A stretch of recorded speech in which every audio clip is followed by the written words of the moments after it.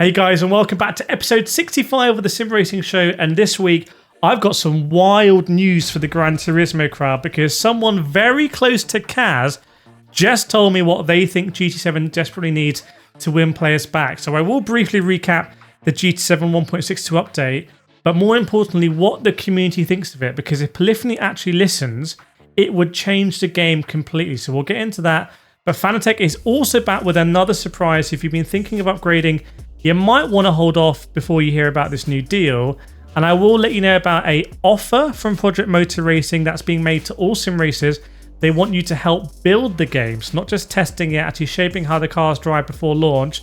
But I'm not going to shill it. I'm going to give you my honest perspective on it because it's not all sunshine and rainbows in my opinion.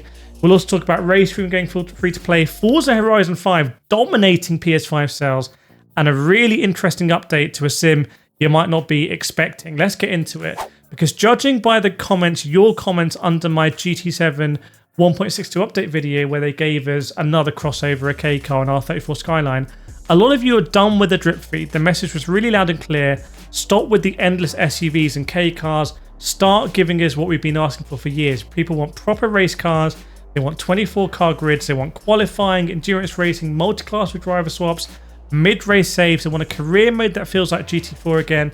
They want the penalty system fixed because punters are running wild. PSVR 2 players need a new HUD and quality of life fixes, and everyone is just begging for more tracks, proper modern GTs, prototype machines, actual championships online and offline. And for the love of Kaz, stop making us grind the same 4 tracks for credits every month. Did that sound like it was up your street? If so, please subscribe to the channel.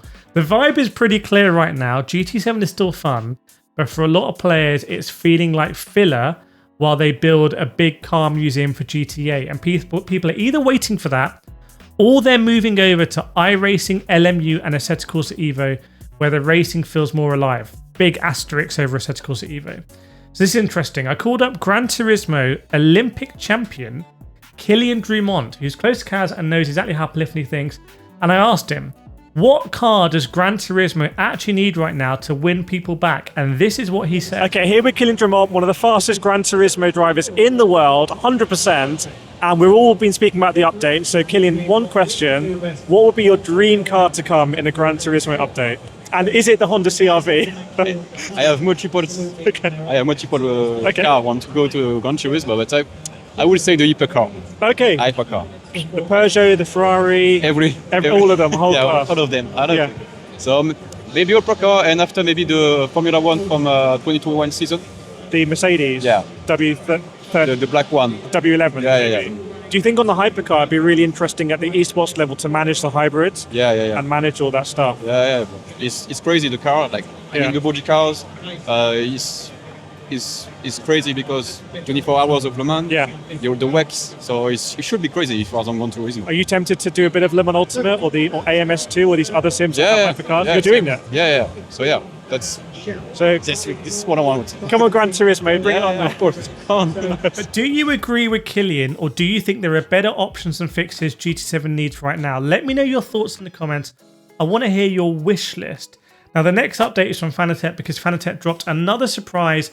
And if you were waiting to buy the newest Fanitech gear, you might love this because Fanitech are back with another ready-to-race deal.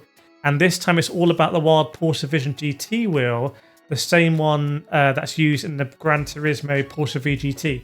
So there's 2 bundles live right now, one with the GT DD Pro 8Nm, one with the CSL DD 5Nm. That won't work on PlayStation, but both come with CSL pedals and that Porsche wheel pre-mounted with QR2 Lite for $1,100 for the DD Pro and $839 for the CSL DD. So you're saving $100 or euros versus buying it separately. Is it worth it? I don't know, but I actually do have the wheel. I have the base. I would say the wheel is a little bit more of a headline feature here because it does come across with very premium features, but it is unusual. It's not for performance, in my opinion. It's more for style. It's a little bit like the Thrustmaster hypercar wheel in that sense. However, just literally as I'm recording this video, Fanitech have released another bundle, which I think is more interesting. They're doing their CSL cockpit and the CSL DD and everything, I think. So wheels, pedals, rim, and the actual cockpit for about $1,100. So we're seeing Fanitech start to do more bundles. I have heard rumors they've dropped the bundle that is with the Fanitech McLaren GT3 wheel, which I wouldn't be a fan of because I think that's a really strong wheel, and I hope they're not dropping that in favor of the more expensive Porsche Vision GT wheel. But bundles, that's something I think you're going to see more of in the sim racing space. I think we're going to see more consolidation of rig manufacturers and wheel and rim manufacturers. We'll see some rig manufacturers go into wheels. We'll see some wheel manufacturers go into rigs because they just want to sell you the whole thing, and I think often for about $1,000. Now, the next piece of news is super exciting because if you are a sim racer, Project Motor Racing wants you to help build the game. But it's not as good as it sounds, and I'm really disappointed by some of the coverage on this because it feels like we're losing quality journalism sometimes, because Straightforward Studios are opening up something pretty different for Project Motor Racing. It's called the Factory Driver Program. So it's not a beta test or a sneak peek. They say they're looking for proper sim racers, real world racers, and set up nerds to help tune the cars and shape how they drive before and after the game drops on November 25th. So you won't be just doing lapping for fun. You'll be testing cars corner by corner and breaking it all down, turn in, mid-corner exit, and giving super specific feedback through about 40 structured questions. So it's a bit like a text adventure for car handling. Apparently your answers will actually feed straight into their data systems and help tweak things like tire models, surface behavior, and setup sensitivity. So they say they want to be speaking to lots of people here because they want the game to appeal to lots of people. However, I do have concerns about this. So firstly, I said to Corsa Evo, I don't think it's been doing anything like this, and the game has been struggling. They don't have the resource to quality test everything.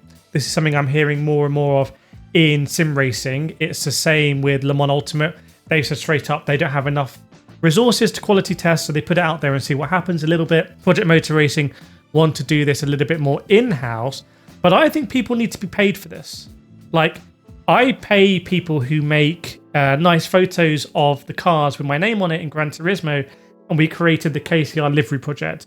I pay people who make little short videos, clipping things of my videos, because I feel they deserve to be paid. So I feel here, the people who are doing this deserve to be paid. And if you remember, this is what I mean about journalism. If you remember, this is from the same people who did Project Cars. Project Cars 1 had a very weird financial thing. It was called like the MAD system or something, where you could basically invest in the game, and they got told off by financial regulators because they hadn't done all the proper disclosures about how risky the investment was. And I'm not sure they've learned too much from it if they're just doing this and not paying for people. Those are my 2 cents on it. Now, I did speak with someone, an ex-F1 driver involved in Project Motor Racing, and there'll be a video on that on the channel very soon. So I'm going on the inside here to understand more about Project Motor Racing. Now, next we're going to speak about Race Room Free to Play, Forza Horizon 5 on PS5, and that new sim to be interested in. But before that, I want to say a big thank you to today's sponsor, which is GTO Mega, because GTO Mega are doing a sale right now, and I've been using their products for years and years and years. I've got a Prime light here. You see me on the Prime rig as well. Also using the wheel stand on my Thrustmaster equipment. So if you're looking for sim racing equipment and you want it competitively priced, go check out gtmega.com. Use my code Kireth5 if you want an extra 5% off discount, and hopefully you get some pretty nifty sim racing gear. Big thanks to GTO Mega for sponsoring this video again. Now, Race Room is trying to go big this summer, and it starts with something that we can all get behind, which is everything is free. So from now until August 18th, players can jump into the officially licensed Super Touring, World TCR, and DTM and Class 1 monsters right up to modern GT3s. So if you've never given racing a proper shot, now could be the time. Then on August 21st, so afterwards, they're going to kick off their summer sale. Everything is going to be 50% off, so you can grab the summer content pack. That's got some new cars and liveries for 75% off. That sale will run through September 14th. And then this is kind of weird because they're teleposting it so far in advance. But then on September 24th, Race Room are calling it their biggest update of the year. They're taking it into a new era, they say. New features, new tracks, and yes, hypercars. So the Lamborghini SC63 hypercar, which I've seen in person, is confirmed. So that is coming. The BMW M Hybrid V8, one of the first hypercars, is also joining it as well. So we're going to see more hypercars coming into sim racing and into Race Room as well. I'm not that impressed by the hypercars in the Ultimate. I think the GT3s are great in the Ultimate. Not that impressed by the hypercars, So I'm interested to see what Automobilista 2 and Race Room are doing with hypercars. Those are two very important sims in the space. So yeah, maybe you're interested in jumping into Race Room that is free, and you can kind of see what the hypercars are going to be about. Now, do you know what the best-selling PS5 game of the year is? It's Forza Horizon 5. Not even racing game, biggest game. It's a game made by Microsoft, which is Sony's biggest rival, but it's topping the Sony charts. So according to analysts, Forza Horizon 5, which only hit PS5 in April, remember, only April, has already shifted over 3 million copies. That's more than Monster Hunter World, more than Assassin's Creed Shadows. There's a bold move by Microsoft bringing it over. Remember, they've kind of done laid off a load of people on the Forza Motorsport side, but Horizon is in rude health. Do you want to see me do more Horizon content? Do you want to see me get competitive in Forza Horizon? Now let's get to American Truck Simulator, but don't stop watching if you're a true sim racing fan, because this could be the biggest update in their entire history, because SCS Software has officially announced the Ford Car Pack DLC. So for the first time ever, I believe, you're not just hauling freight, you're actually driving cars. So this new content comes with a road trip mode, and there's 4 iconic Ford models confirmed for launch: the 1987 Ford Mustang, the 2023 F-150, the 2023 Bronco, and the 1998 to 2012 Crown Victoria, the same one you see as a taxi and a police car in lots of games. Those are all coming to American Truck Simulator. So that's a huge shift for a game that's been purely about trucking since day one. I've played it, I've enjoyed it, and it could change the way that we think about American Truck Simulator. So imagine mixing your usual long-haul jobs with proper road trips in a Mustang, or just tearing across the map in a Bronco. I think this could be huge. I think when you look at Grand Theft Auto, where that's going to be, American Truck Simulator, Forza Horizon, the Crew Motorfest, some other big open world racing games coming as well. Where does that leave Assetto Corsa Evo free roam with all this competition? I don't know. One to keep an eye out on. I'll ask them for more details. And if you've enjoyed the Sim Racing Show, as always, make sure you subscribe. Please share it on the forums. I really appreciate it. And I'll see you in the next one.